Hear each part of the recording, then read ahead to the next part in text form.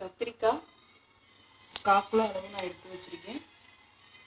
நல்ல பச்சை கத்திரிக்காய் 1/4 கிலோ அளவு எடுத்து வச்சிருக்கேன்.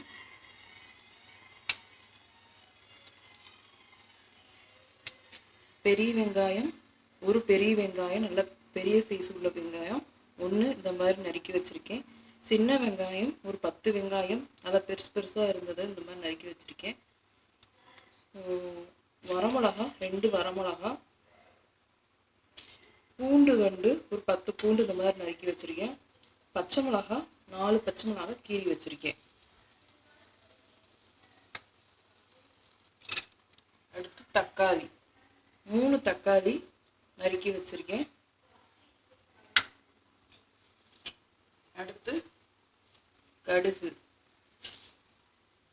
கடுகு தாளிக்கிற அளவு, கருவேப்பிலையும் கொத்தமல்லியும் தாளிக்கிறதுக்கு நான் எடுத்து வச்சிருக்கேன். எண்ணெய் தேவையான அளவு தாளிக்கிறதுக்கு. இப்போ நம்ம எப்படி செய்யறதுன்னு பார்க்கலாம். எண்ணெய் ஊற்றிக்க, நல்லெண்ணெய் யூஸ் பண்ணுங்க இந்த மாதிரி வெஜ்ஜுக்கு. ஸோ அப்போதான் அது நல்லா இருக்கும்.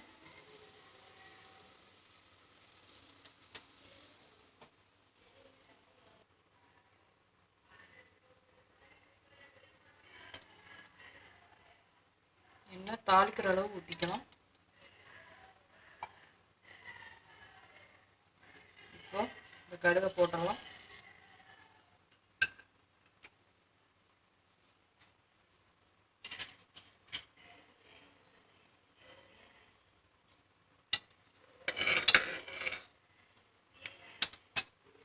கடுகு பொரிஞ்சதுக்கு அப்புறம் நம்ம இந்த வெங்காயத்தை போட்டுடலாம்.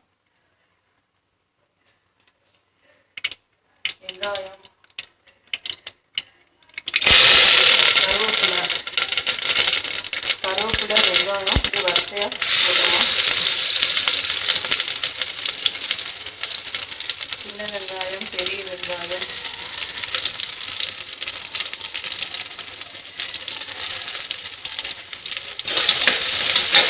இதை வதக்கிக்கலாம்.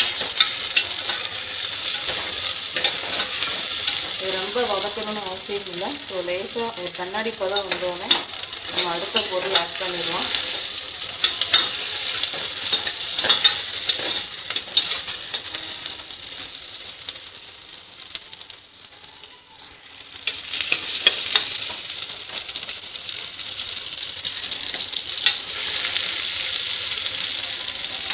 அது கொஞ்சம் வதங்கட்டும். இது நல்ல டிஃபனுக்கு நல்ல ஒரு side dish. So idli dosa எதுக்கு வேணால் வச்சுக்கலாம். சீக்கிரமாகவே செஞ்சிடலாம். பொருள் சேர்த்து வச்சுட்டு டக்குன்னு ஒரு 10 மினிட்ஸில் நம்ம விசில் விட்டு ஒரு 5 விசில் விட்டு இறக்கிடலாம். அவ்வளோதான். வதக்கி விட்டுட்டு 5 விசில் விட்டு இறக்கிடலாம். ஸோ இப்போ வெங்காயம் இந்த கண்ணாடி பழத்துக்கு வந்துருச்சு. ஸோ இப்போ நம்ம இந்த பூண்டை போட்டுடலாம்.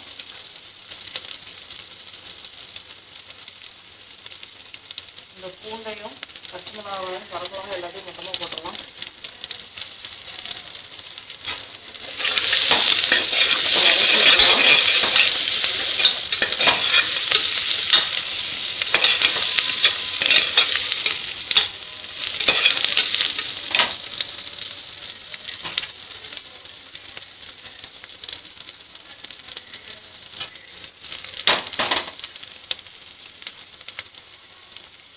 அடுத்து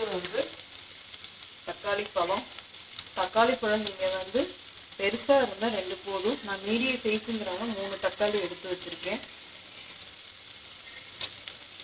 ஸோ இப்போ தக்காளி ஆட் பண்ணிடலாம். தக்காளி நல்லா கொஞ்சம் வதங்கட்டும்.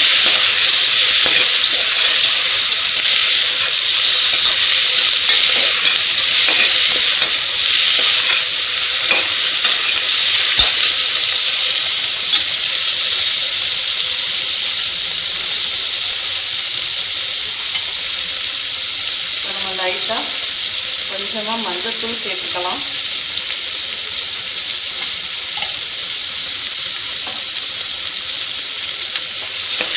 மஞ்சத்தூள் நல்லா கிருமி நாசினி, பார்க்கறதுக்கு கொஞ்சம் கலராக இருக்கும். ஸோ அதனால் கொஞ்சம் மஞ்சத்தூள் சேர்த்துக்கலாம்.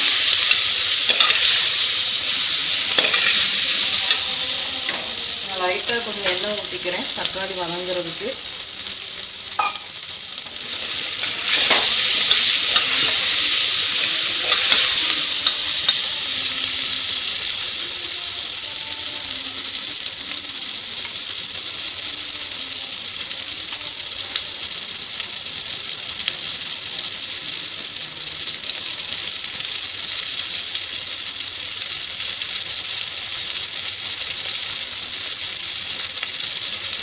இன்னொரு விஷயம் சொல்ல மறந்துட்டேன், பெருங்காயத்தூள் கொஞ்சம் சேர்த்துக்கலாம். இப்போ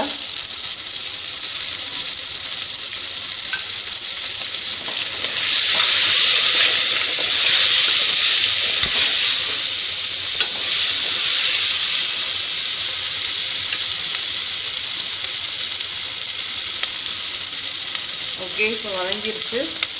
நம்ம கத்திரிக்காயை கடைசியாக ஆட் பண்ணிடலாம். நம்ம கத்திரிக்காயை ஆட் பண்ணிவிட்டு தண்ணி ஊற்றிடலாம்.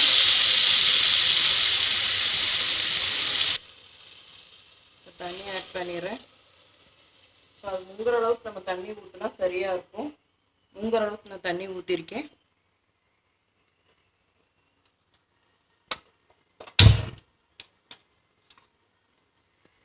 இப்போ வந்து இந்த கொத்தமல்லி தழை கருவேப்பிலை கொஞ்சமாக இருந்ததை போட்டுடலாம். ஸோ வந்து கலந்து விட்டுக்கலாம். லாஸ்ட்டாக வந்து நான் உப்பு ஆட் பண்ண போகிறேன்.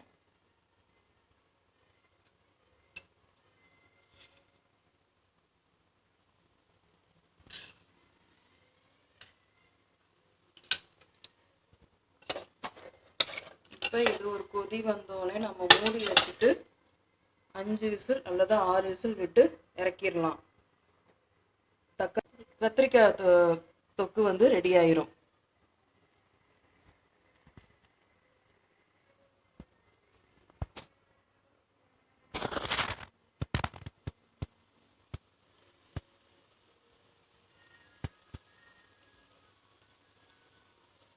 இது நீங்கள் செஞ்ச ஸோ நான் வந்து மண் சட்டியில் மண் சட்டி வாய் சின்னதாக இருக்கனால மத்துக்கு பின்னாடி திருப்பி வச்சு இந்த மாதிரி கடையிறேன்.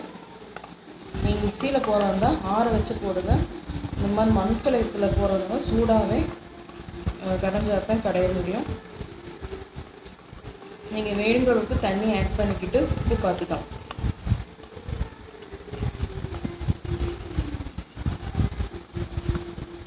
பாருங்கள், இந்த மாதிரி நீங்கள் இது பண்ணிவிட்டு நீங்கள் எப்படி இருக்குன்னு செஞ்சு பாருங்கள். தேங்க்யூ.